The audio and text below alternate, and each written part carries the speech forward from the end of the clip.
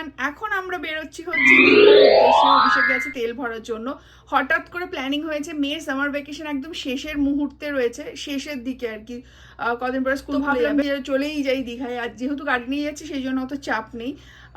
মানে দুদিন আগে প্ল্যান হয়ে হঠাৎ করে এরকম সব হোটেল টোটেল বুক হয়ে সেট হয়ে এখন দৌড়াচ্ছি আমরা দীঘার জন্য।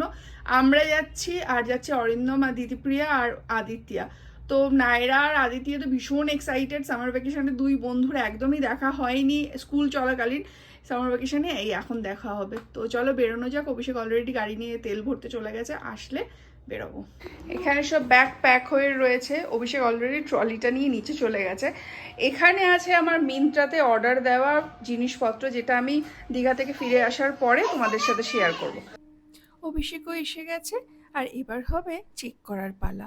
কোন লাইটটা জ্বালিয়ে যাব, কোনটা বন্ধ করব, সমস্ত চেক করে আমরা সকাল 7টার সময় রওনা দিয়েছি। এখান থেকে সোজা যাব দিদিপ্রিয়া আদিত্য ওদেরকে তোলার জন্য। তারপরে তুলে নিয়ে সোজা একদম দীঘার উদ্দেশ্যে রওনা দেব। মাঝখানে একটা স্টপ দেব, সেখানটাতে খাবো। বসবো আমার জায়গা দাও আদি। হাই, ওই আমার জায়গাটা দেখাও, কোথায় বসি, কোনখানটায়? কেন আমাকে নিয়ে যাবে না? এরকম যেন হঠাৎ করে প্ল্যানিংটা হয়ে গেল না, একদম আনএক্সপেক্টেড। হুট করে এই প্ল্যানিংগুলো কিন্তু বেশ মজার হয়। আর নায়রার আর আদিত্যের কিন্তু ফার্স্ট এটা রোড ট্রিপ। ওরা কিন্তু এরকম রোড ট্রিপ করে কখনোই যায়নি।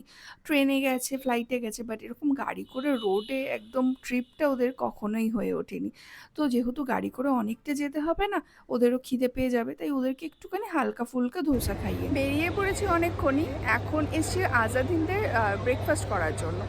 এমনিতে নর্মালি তো আমি আর নায়রা খেয়েই বেরিয়েছি, বাট অভিষেক দিদিপ্রিয়া অরিন্দম ওরা তো সেরকম কিছু খেয়ে বেরোয়নি, তো ওই খাবে। আমিও খাবো হালকা ফুলকা কিছু। আর নায়রাকে আর আদিত্যকে একটুখানি প্লেন ধোসা খাওয়াবো। অনেকটা এখনও যেতে হবে, তো খিদে পেয়ে যাবে। আর অর্ডার দেওয়া হয়ে গেছে, এখনও খাবার দিয়ে যায়নি, তো ওয়েট করছি। খাবার দিয়ে গেলে খেয়েই তারপরে বেরিয়ে যাবো। এতক্ষণ গাড়িতে বসেছিলাম বলে বুঝতে পারিনি, বাট বাইরে না বেশ গরম আছে। তো চলো এবার খাবার ওখানে যাওয়া যাক, দিয়ে দিলে ওই আর কি খেয়ে বেরিয়ে পড়বো।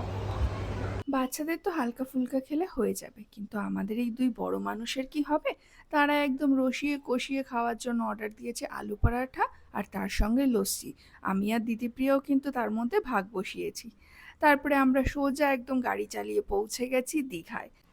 আর এই হচ্ছে দীঘার নতুন জগন্নাথ মন্দির। এখানটাতে তো পরে আসবো, এখন সোজা চলে যাচ্ছি হোটেলে। এই হোটেলটা কিন্তু অভিষেক খুব তাড়াহুড়োর মধ্যে বুক করেছে। স্পেসিফিক এটার একটা রিজন ছিল বুক করার, সুইমিং পুল। দীঘায় এসে তো সেরমভাবে সমুদ্রে নামা হয় না, বাচ্চারা এনজয় করার জন্য সুইমিং পুলটাই বেস্ট।